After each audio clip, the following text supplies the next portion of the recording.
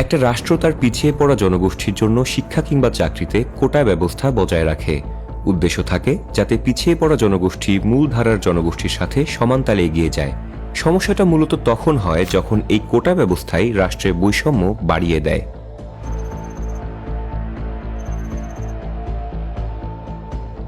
চাকরিতে কোটা ব্যবস্থা নতুন কোনো কিছু নয়। এই যে আমাদের প্রতিবেশী দেশ ভারত, সেখানেও কিন্তু কোটা ব্যবস্থা চালু রয়েছে। ভারতের প্রথম কোটা ব্যবস্থা রয়েছে দলিত সম্প্রদায় বা তফসিলি জাতি এবং তফসিলি জনজাতিদের জন্য। ভারতবর্ষের প্রেক্ষাপটে দলিতরা পিছিয়ে পড়া, তারা বর্ণপ্রথার সবচেয়ে নিচু স্তরে। ফলে ভারত সরকার সার্বিকভাবে সেই সব পিছিয়ে পড়া সম্প্রদায়কে এগিয়ে নিয়ে আসার জন্যই তাদের জন্য শিক্ষা এবং চাকরিতে যৌক্তিকভাবে কোটার ব্যবস্থা রাখে। এই যে দলিত ও উপজাতি, যাদেরকে সাংবিধানিকভাবে বলা হচ্ছে স্কেডিউলড কাস্ট এবং স্কেডিউলড ট্রাইবস, তারা মোট জনসংখ্যার 25% এবং তাদের জন্য বরাদ্দকৃত কোটা 22.5%। তাদের ছাড়াও ভারতে অর্থনৈতিকভাবে পিছিয়ে পড়া এবং ওবিসি সম্প্রদায়ের জন্য কোটা ব্যবস্থা রয়েছে।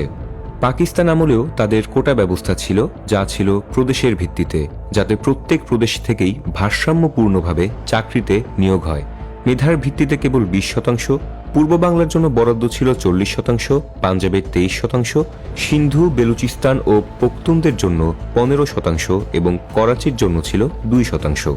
তারও আগে অবিভক্ত বাংলায় পিছিয়ে ছিল মুসলমানেরা। চিত্তরঞ্জন দাস তার বেঙ্গল প্যাক্টে সেই কথা বিবেচনা রেখেই মুসলমানদের জন্য রেখেছিলেন 55% কোটা, যদিও তার অকাল মৃত্যুতে তা আর বাস্তবায়ন হয়নি। মুক্তিযোদ্ধারা আমাদের জাতির অমূল্য রত্ন, যাদের ত্যাগ এবং সাহসিকতা ছাড়া স্বাধীন বাংলাদেশের অস্তিত্বই ছিল অসম্ভব। তারা নিজেদের জীবনকে ঝুঁকিতে ফেলে দেশের স্বাধীনতা এবং সার্বভৌমত্ব রক্ষার জন্য সংগ্রাম করেছেন। তাদের অবদান আমাদের অগ্রগতির মূল স্তম্ভ এবং তাদের সম্মান রক্ষা আমাদের সকলের কর্তব্য। স্বাভাবিকভাবেই রাষ্ট্র তাদের বীর যোদ্ধাদের সম্মান দেবে, তাদের যথাসম্ভব রাষ্ট্রীয় সুবিধা প্রদান করবে, আহত নিহতের পরিবারের ভরণ পোষণের ব্যবস্থা করবে। কিন্তু এই সুবিধাদি যখন পারিবারিক পরম্পরায় দেওয়া শুরু হয়, তখন তা এক প্রকার নতুন ধরনের বর্ণপ্রথা তৈরি করে। বাংলাদেশে আমরা অনেকটা অনুরূপ চিত্রই দেখতে পাই। যেখানে মুক্তিযোদ্ধারা মোট জনসংখ্যার 0.3%, সেখানে তাদের জন্য রাখা ছিল 30% কোটা। উপরন্তু 1997 সালে মুক্তিযোদ্ধাদের সন্তান এবং 2012 সালে তাদের নাতি নাতনিদের এই কোটা সুবিধা প্রদান করা হয়। অর্থাৎ যোগ্যতার ভিত্তিতে নয়, শুধুমাত্র একজনের পিতৃ পরিচয় বা বংশ পরিচয়ের মাধ্যমেই নির্ধারিত হবে তার কর্মসংস্থান। রাষ্ট্রীয়ভাবে শুধুমাত্র জন্ম পরিচয়ের কারণে তাদেরকে প্রদান করা হবে আলাদা সম্মান।